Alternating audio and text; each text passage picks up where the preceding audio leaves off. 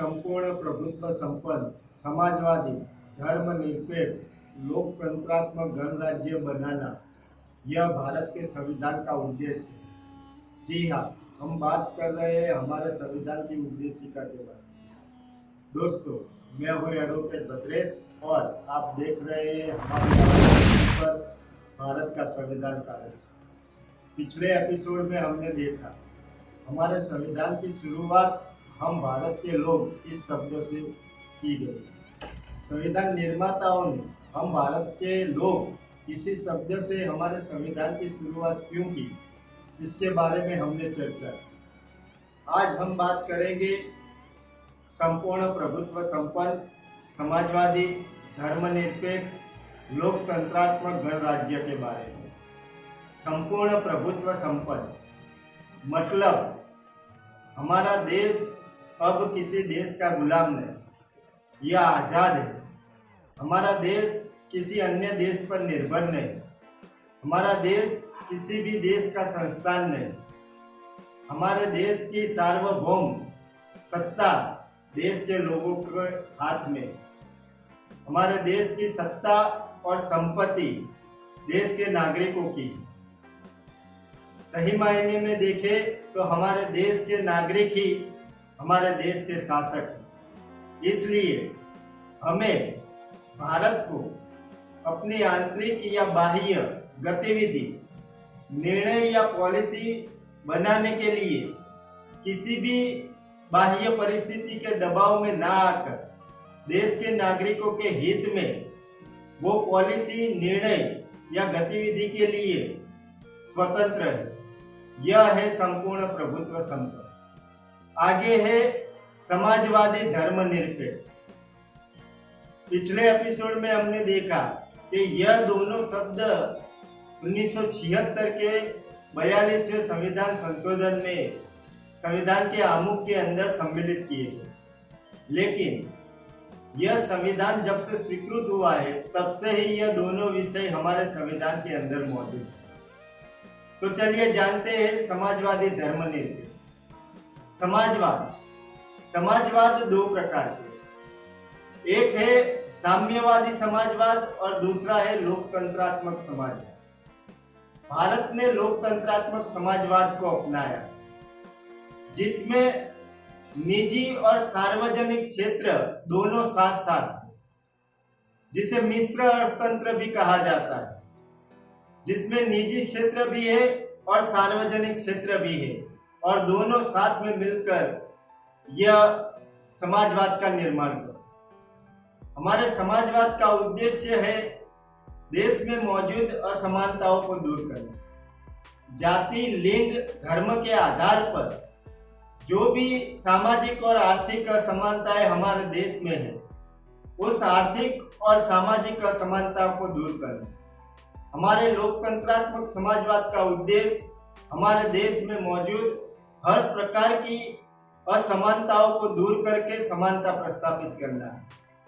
दोस्तों, भारत में 1991 में एक नई आर्थिक नीति लाई गई जो उदारवाद, वैश्वीकरण और निजीकरण के नाम से ये नीति जानी जाती है। इस नीति के चलते हमारे जो दो क्षेत्र थे, निजी क्षेत्र और सार्वजनिक क्षेत्र साथ साथ मिलकर थे, उसमें से निजी क्षेत्र काफी बढ़ रहा है हमारे देश में और सार्वजनिक क्षेत्र कम होता नजर आ रहा है।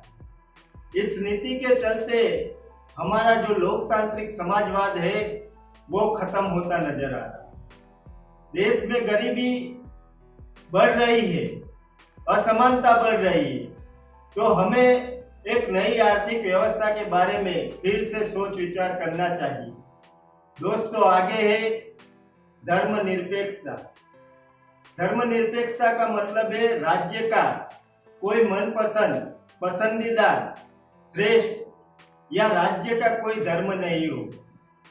देश के नागरिकों को उसके मन मुताबिक किसी भी धर्म को अपनाने का, उसको अंगीकार करने का उसको अधिकार है, नागरिक को हक है। लेकिन राज्य का कोई धर्म नहीं हो। राज्य ना ही किसी एक धर्म के समर्थन में जो दूसरे धर्मों के विरुद्ध हो, कानून बनाएगा, ना ही कोई ऐसा काम करेगा। राज्य ना ही कोई धर्म के विरोध में ऐसा कोई कानून बनाएगा और ना ही कोई ऐसा काम करेगा। राज्य के लिए सभी धर्म समान है और राज्य सभी धर्मों का समान रूप से सम्मान करेगा। आगे है लोकतंत्रात्मक गणराज्य। लोकतंत्रात्मक लोकतंत्र दो प्रकार के, एक है प्रत्यक्ष लोकतंत्र और दूसरा है अप्रत्यक्ष लोकतंत्र। प्रत्यक्ष लोकतंत्र में जनता अपनी शक्ति का उपयोग प्रत्यक्ष करती है, जिसमें जनता सर्वोच्च सत्ता होती है। जहां कम संख्या हो वहां ऐसा प्रत्यक्ष लोकतंत्र चल सकता है। भारत जैसे गणराज्य में जहां संख्या बहुत ज्यादा है और भौगोलिक रूप से भी हमारा देश बहुत बड़ा है, ऐसा प्रत्यक्ष लोकतंत्र नहीं चल सकता।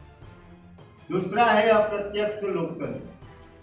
अप्रत्यक्ष लोकतंत्र में जनता अपने प्रतिनिधि को चुनती है और चुने हुए प्रतिनिधि सरकार चलाते हैं और साथ साथ लोगों के हित में कानून का निर्माण करते हैं। ऐसे लोकतंत्र को प्रतिनिधि मूलक लोकतंत्र कहा जाता है। प्रतिनिधि मूलक लोकतंत्र भी दो प्रकार के हैं, एक है राष्ट्रपति के अधीन और दूसरा है संसदीय लोकतंत्र। भारत ने संसदीय लोकतंत्र को अपनाया। भारत के लोकतंत्र में मौलिक मताधिकार, समय समय पर चुनाव, न्यायपालिका की स्वतंत्रता आदि लक्षण हम देखते हैं। भारत का लोकतंत्र सिर्फ राजनीतिक लोकतंत्र के बारे में बात नहीं करता, बल्कि सामाजिक और आर्थिक लोकतंत्र के बारे में भी बात करता है।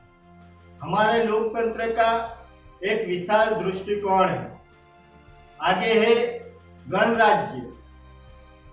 पहले राजाशाही होती थी। उस राजाशाही में राज्य प्रमुख राजा या रानी का उत्तराधिकारी होता था। लोकतंत्र में राज्य प्रमुख निश्चित समय के लिए चुनकर आएगा। गणतंत्र का अर्थ है कि देश की जो सर्वोच्च सत्ता है, संप्रभुता है, वो किसी एक व्यक्ति के हाथों में ना होकर, किसी राजा के हाथों में ना होकर, देश की जनता लोगों के हाथों में, और वो सर्वोच्च और संप्रभुता की सत्ता लोगों की होगी। आज के लिए बस इतना ही। आगे और उद्देश्य जो संविधान के हैं वो जानेंगे, तो देखते रहिए हमारी आवाज चैनल पर भारत का संविधान कार्यक्रम। अभी तक आपने हमारी आवाज चैनल को सब्सक्राइब नहीं किया है तो कर लीजिए। पास में घंटी का बटन है, उसे दबा दीजिए, ताकि भारत का संविधान कार्यक्रम के सभी वीडियो के नोटिफिकेशन आपको मिलते रहे। यह वीडियो अगर आप फेसबुक पर देख रहे हैं तो लाइक कीजिए। वीडियो कैसा लगा कमेंट में बताइए। यह वीडियो अगर आपको अच्छा लगा है तो वीडियो को शेयर कर दीजिए। चलिए मिलते हैं अगले एपिसोड में। तब तक आप अपना ख्याल रखिए। अपने भाई को दीजिए इजाजत। जय भारत, जय भारत का संविधान।